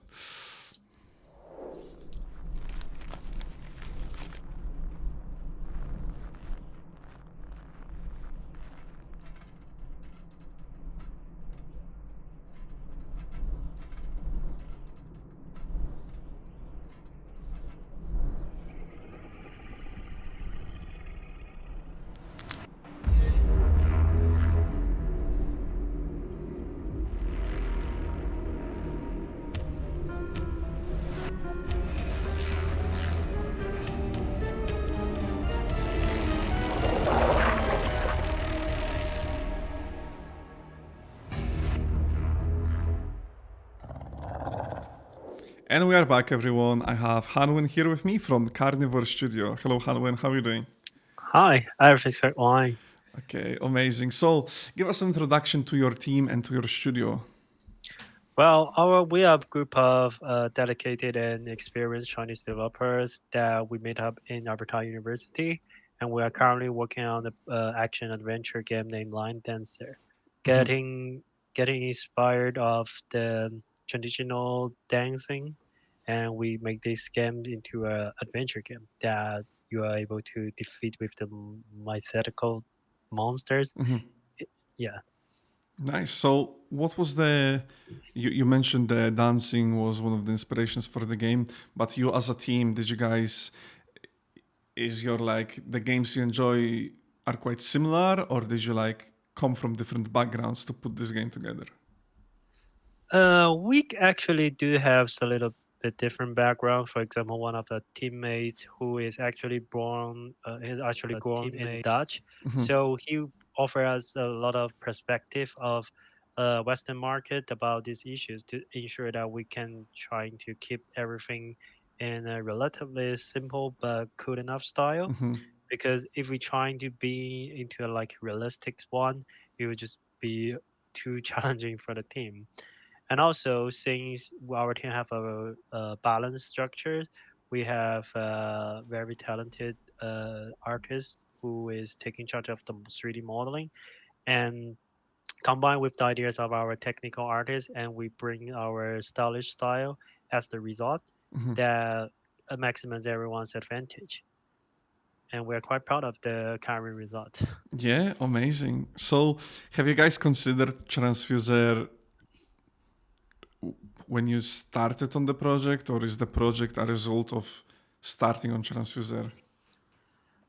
Before I started in UK, I already heard of Tranzfusers from my schoolmates, so I was actively recruiting people to working on the project. Amazing, And nice. yeah, considering of that it will be competitive, that I also get prepared a little bit early on. Like, so when we were applying for the Tranzfuser, we are a bit more confident about to compete with other UK local talent as well. So yeah, definitely we get prepared for that. Amazing. So you are getting a bit of a head start. Yeah. Kind of. Yeah. Yeah. So how's the project coming along now? How did it change in the duration of Tranzfuser? Do you feel like trying to make it commercial changed some of the core design of the game, or did you just double down because it's been working for you? Yeah, I think Tranzfuser is a really previous chance that offers us so many help from the industry expert and some awareness of the commercial mode. And for example, like at the very beginning, we just developed this game to trying to like as the practical expresses of what we can do to see what could bring a result when we grow up together. And however, when we meet the chance, we got so many opinions that just make us trying to be more ambitious, that trying to build this project to a commercial product.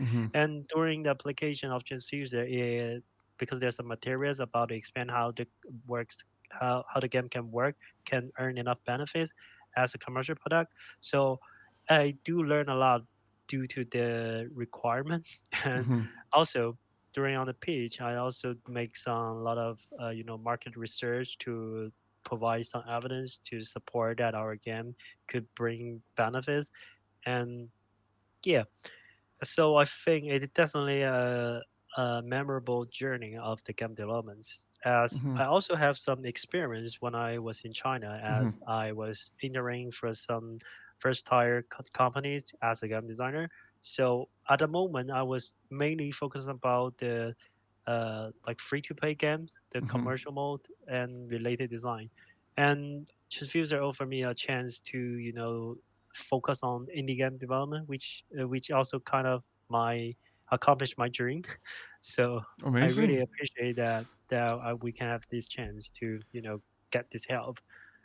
Amazing. Yeah, that's great. I mean, it's a great space, almost like an ideal space for graduates with an indie dream, right? So yeah, awesome stuff. And what would you say is like the most fun thing right now that you enjoy about your game? If you were to captivate our audience in the chat, for example, right now, what would you say is like the thing they should be looking forward to with your game? For our game, I think the most fun of part should be the diversity of the boss, but currently we only develop one boss, so I will keep that as like a hint that for Future players scope. that future scope, and also like for players who have the chance to play our again, just be aware of we are more than that. Like the first one might be a little bit basic, but it's fun. But we really want our player to keep attention our game so we can show our potential value, and that we already have a lot of ideas that needs time to ground it. So yeah, that's the only reminder I would prefer to talk to my my players, and I believe the in-game experiment is fun. Like you are acting like a Chinese explorers as a line dancer. You will be able to jump over the pillars, which is quite exciting. And also, the unique core of our game is that you're gonna fight in a dynamic arena, and each boss will have different mechanic related with the sense.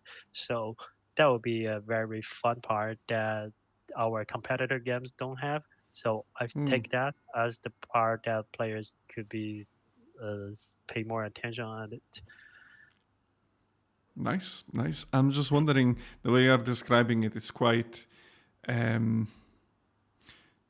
fast-paced. Would you say it's hard to master sort of game, easy to start but hard to master, or how does the player progress through it? Basically, the control of this game is quite simple. You only have a couple of ability, for example, jump up and speed up, and what you're gonna do is to trying to observe the behavior of the monster and figure out the best solution about as a solution to defeat their attack. For example, like you also need to manage about your resource, which also be a challenge that you need to like plan up your best strategy with each rounds of their attack. So it will be very easy, and you will feel like the control itself could be is juicy enough. So for players, it's very easy to get used how to control it, but it was a little bit hard that you need to observe very carefully about what a boss can do, especially when sometimes you need to guide the boss to hit some magical pillars. Oh, did I just spoil some of the mechanic? I wish we could cut it out, but it's live. Yeah, but basically that's something we're trying to expand that why it could have some space for the players to master, because if you want to balance it, you want to find it like a pro, there's some tips on it. For example, what is the best timing for you can use the charging attack rather than just shoots triple times. It will, because like if you're charging for an attack, you will have more benefits, but also be more risky. Yeah, so a risk reward sort of game. So have you considered titles like the Dark Souls kind of games, where it's just like a boss battle and you learn by just going at it over and over? Yeah, we definitely learn about these games. For example, like our main reference was Titan Souls. Titan Souls is quite famous for Souls-like indie games, and we quite like the concept they mentioned about using simple mechanic to defeat multiple boss with totally different mechanic. So following this principle, we developed this game with the change of the sense and related mechanic, and also the boss itself is challenging as well.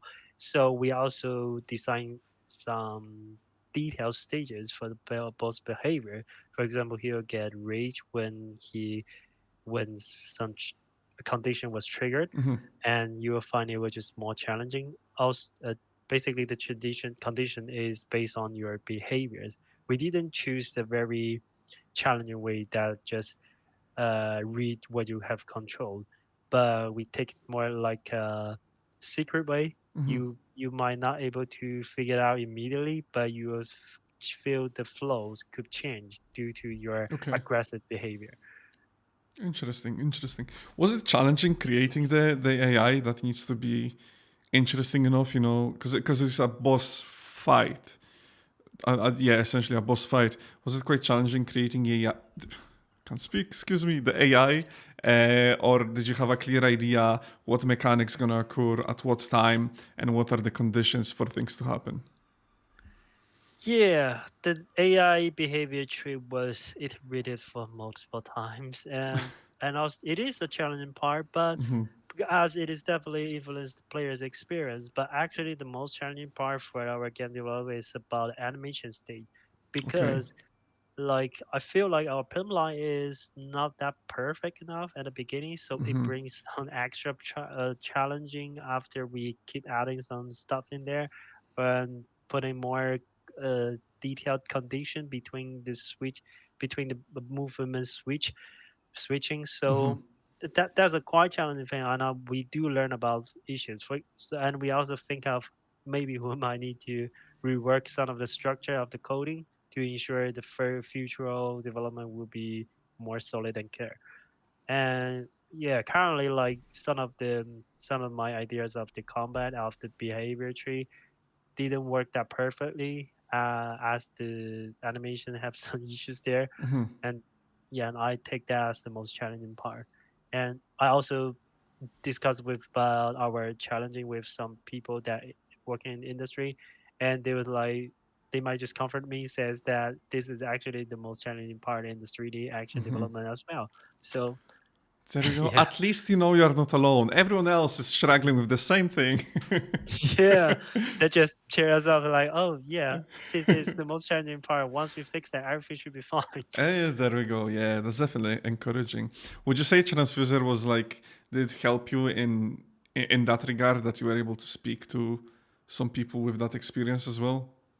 Yeah, exactly. I do appreciate that they offer so many chances to, get listening and sharing from the experts from the GBA section.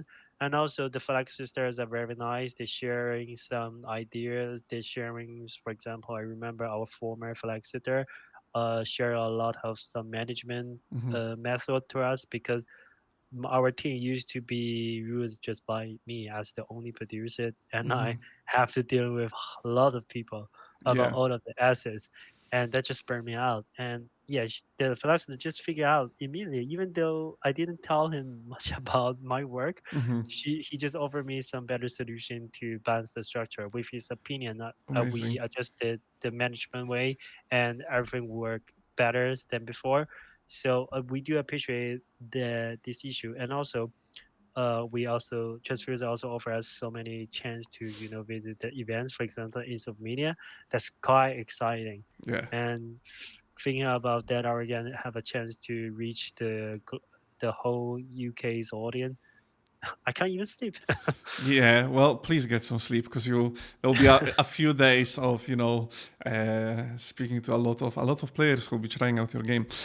Right, Halloween, we are coming close to the end of our chit chat. If you want to reintroduce your game, please go ahead. If you want to give any shout outs, floor is yours as well. If you want to do an elevator pitch, you can do that as well. Whatever you wish before we showcase and premiere your game's trailer. Yeah, I will just give a brief introduction again of the game. So, Line Dancer is a PC and console top-down action-adventure game, and diving into the enhancing links of the Chinese stories. Players will be able to act as a skilled warrior that master the arts of the distinguish themselves as lions, and skillfully combat the horrors of various demonic creatures in a demonic sense with special mechanic. And that's everything I want to introduce again. Amazing. Okay, and with that, onto the trailer. Here we go. Okay, here we go.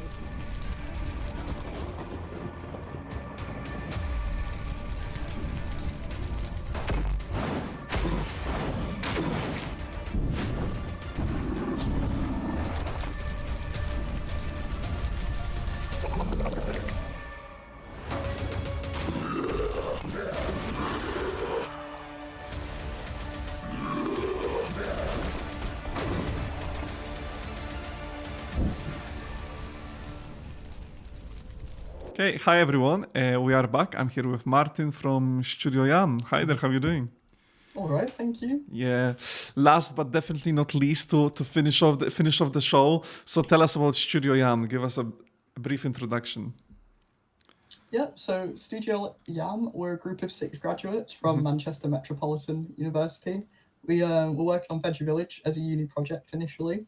We decided to bring it to Tranzfuser for further development.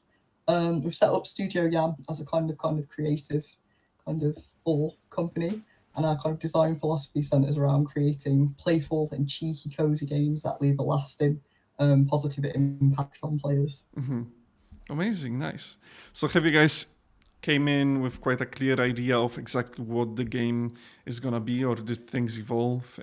So things evolved, so the project became a lot more ambitious as we did kind of get support from Tranzfuser. So initially it was very much based around like a farming sim. It was very much like kind of like an Animal Crossing clone, I suppose. And it's gradually become a very narrative-led game with like a lot of emphasis, on mini games. That's quite sorry. It's quite the evolution in terms of what the game really is. Yeah. What do you think were the key factors that made your team go like, okay, this is actually what we are gonna do, and drop this other side of things? I think it was speaking to our facilitator and kind of getting some feedback from like play tests and things like that. We started having a look at like smaller indie games and what they were sort of doing for their projects. I think just from there we kind of realized that we had the momentum behind us, so we may as well go the full way with it. Yeah. Amazing. Great. So how are you trying to differentiate yourselves in that genre that you seem to be very well aware of, Yeah.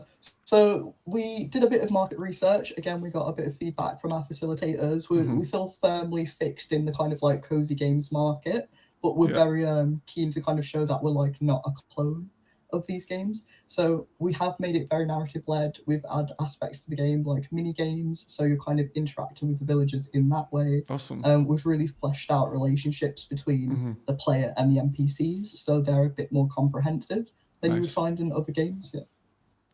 Did you find it quite challenging in terms of adjusting the scope, or was scope always the same? You just shifted your focus to a different area of your project?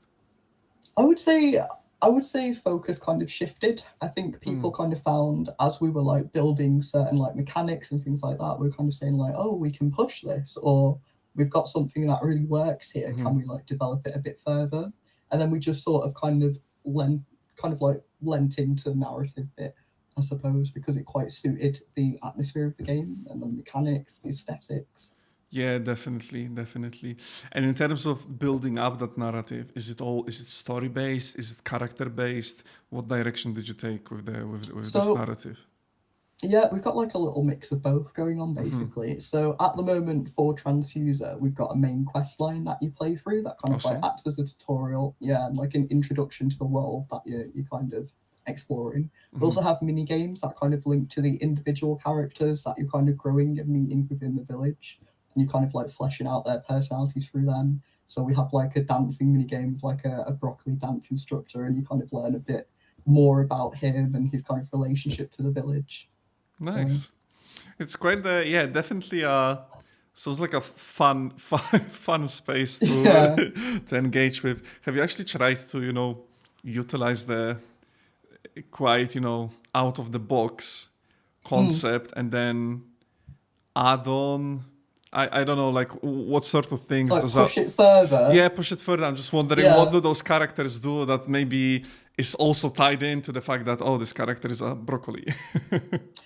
So we have like little things like that. So we've got the Apple Witch quest that you play through at the beginning. So it's all about her kind of reestablishing her place in the village. She's ousted because she accidentally turns her husband into a seed that you have to regrow. Oh wow! And then once you finish her quest, the drama.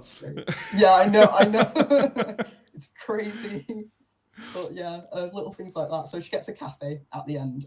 When you finish the main quest, that vegetable or fruit will get their own little kind of like hub, little center. So whether that's like a cafe, a bookshop, something like that, something relating to their personality. That's cool. That's really cool. See, it's really unexpected to hear something like this in a supposedly really cozy game with villagers. They are just vegetables, and then turns out some wife turns her husband into a seed, and now is on a mission to fix that. Yeah, it's pretty funny. It's really cool. So was it challenging or more like a really fun kind of challenging creating that and making that into a thing? Because it seems like one of them ideas which are on paper. Too good to not do, but quite the ladder to climb, essentially.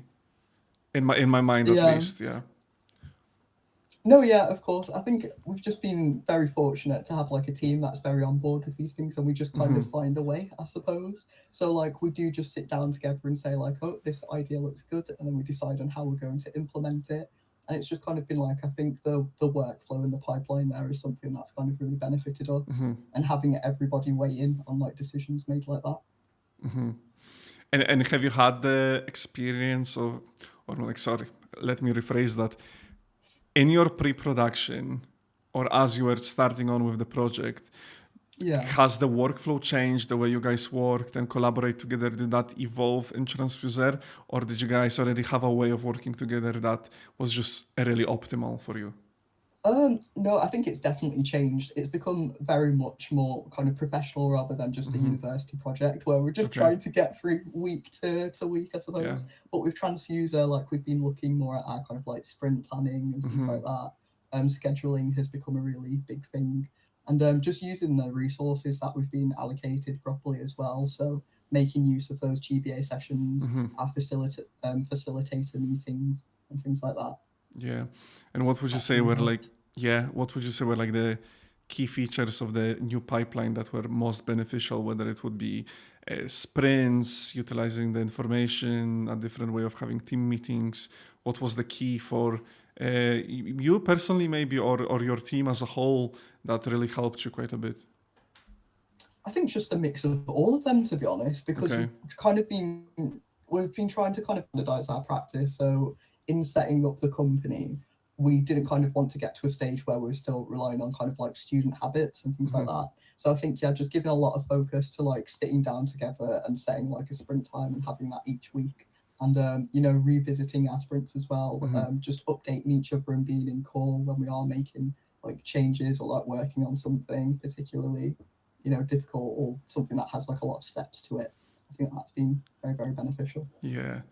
I mean, it definitely sounds like you've managed to find a system for a way of working and creating the project you want to create. And was there anything that surprised you in how useful it was, that you didn't think of implementing it into your workflow before? I think, as strange as it sounds, maybe like outside support. So our facilitator has been really helpful at kind of having like that outside perspective that we don't often have because we are working so closely as a group. So having somebody to kind of refer to and like bounce off of has been really helpful, I think, and has helped us kind of like ground where we go with certain decisions. Yeah, that's great. That's amazing. Really good, really good. I've been asking this of a few teams, and I would like to ask you as well because of how fun your game is, whether it be the theme. I would say the theme, definitely to me. The word fun is the word coming to my mind. Out of the box, perhaps. What would you say is the most, what's your favorite part of your project right now? I would have to say, I think the kind of variety and creativity of our mini game so far. So the players kind of able to integrate into the village more. We were struggling initially with building that relationship with the player. So we looked at AI and really fleshed that out. But we were finding that once you had completed quests, how do we get the player returning characters, like building these relationships? So I think, the mini games definitely, learning more about the residents is just, I think, really fun and just, quite engaging. Amazing. Really good to hear. Well, we can only hope the audiences enjoy that that aspect just as well. We are actually going to be wrapping up. That's our time. Thank you so much, Martin, for your time and for the inside scoop of the project and all the thinking process that went into creating it. And if you want to reintroduce your game before we play the trailer, and of course, whether it be an elevator pitch or shout-outs, floor is yours as well. Yeah? Yeah. Great. So I'll just talk a bit about the game. So Veg Village, it's a narrative-driven adventure, that follows Patch, which is our pumpkin protagonist, as he restores Veg Village back to his former glory. The aim of the game is to cultivate friendships, uncover stories, and grow a thriving community. So if you like cozy games, if you like exploring, this is the game for you. And I'd also like to give a little shout out to my team for being so great and our facilitators for being so helpful. Amazing. Thank you for that. And also just wanted to say quite a few supporters and people cheering for the Studio Yam in the chat as well. So I thought I'll just point it out. Okay. And with that, on to the trailer. Here we go. Thank you.